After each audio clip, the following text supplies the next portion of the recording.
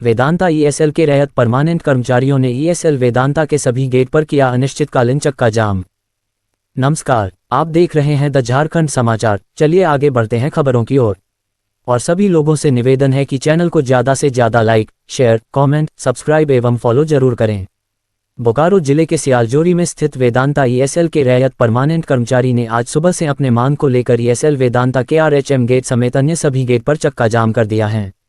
Permanent कर्मचारियों ने कहा कि नियोजन से पूर्व कंपनी ने वादा किया गया था कि आप सभी को बीपीओ कैटेगरी में नियोजन देंगे।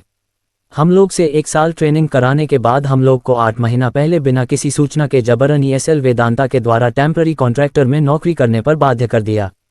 जब हम लोग ने विरोध किया एवं आंदोलन करने पर कंपनी ने मौखिक वादा किया कि फिर से आपको बीपीओ में नियोजन दे दिया जाएगा, लेकिन अभी तक हम लोग को कंपनी के वादा अनुसार नियोजन नहीं दिया गया। जब हम लोग विरोध किया तो हम लोग से कार्य करा के वेतन भी रोक दिया और न ही हम लोग का वेतन में किसी तरह द्वि भी हुआ। इसलिए बाध्य होकर आज 13 दिसंबर को हम लोग का गेट एंट्री ड्यूटी, जो सीईओ रविश शर्मा के द्वारा बंद किया गया है, तब जाकर हम लोगों ने कल धरना दिया और उसके बाद आज से कंपनी के सभी गेट को जाम कर दिया। अभी तक कंपनी की ओर से वार्ता के लिए बुलाया गया है, लेकिन सकारात्मक वार्ता नहीं हुई है। इधर कंपनी जिला प्रशासन के सहयोग से आंसू गैस एवं बड़ी संख्या में पुलिस बल तैनात किया गया है। मेरा नाम हुआ यूनुस साई, मेरा घर हुआ काशी टोला, मेरा ज़मीन का हल्का नंबर हुआ 5। हम रियल एस्टेट डिपार्टमेंट में ज़मीन दिए हैं। उस ज़मीन के आधार से हमको गिरवांश नंबर से हमको ईएसएल पास से हमको नौकरी दिया गया है। केवल आपको ना सभी लोगों को दिया गया है गिरवांश सेल से, जिसके जिसके रैती में है।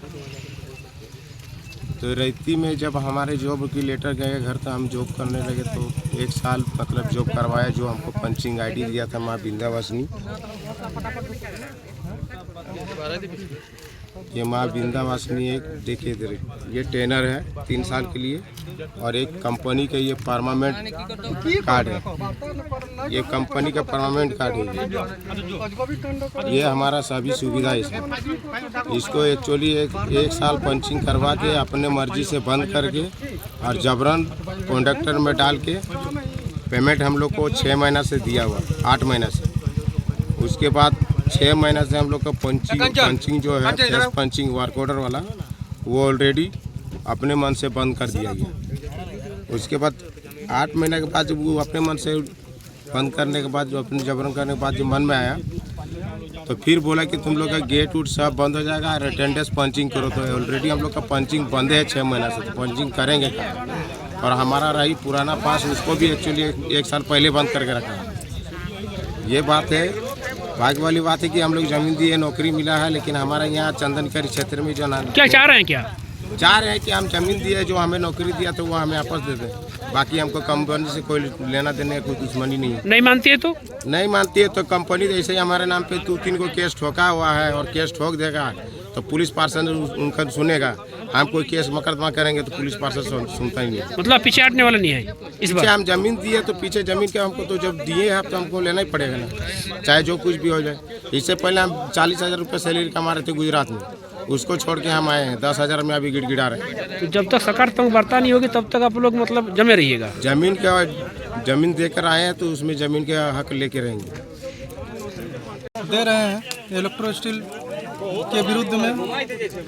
कारण है कि 102 लड़कों को ट्रेनिंग करा के बीपीओ पास देने का वादा खिलाफी कर रही है कंपनी। ज़बरदस्ती कॉन्ट्रैक्टर के अंडर में कार्य करने पर मजबूर कर रही है, जिसके विरुद्ध में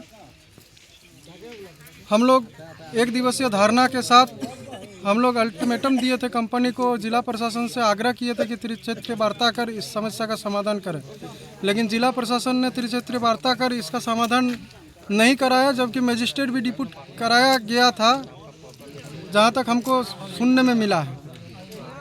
लेकिन कल हम लोगों से मिलने के लिए ना कंपनी की तरफ से कोई आया, ना प्रशासनिक कोई अधिकारी।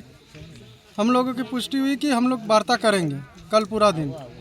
रात में थोड़ा बहुत हम लोग को जानकारी मिला सियालजोरी थाना प्रभारी के समक्ष की कल वार्ता होगी, तो हम लोगों ने उनसे बोला कि आज ही वार्ता कराइए, लेकिन कल संभव नहीं हो पाया वार्ता का आज। अभी तक हम लोगों को वार्ता के लिए नहीं बुलाया गया है।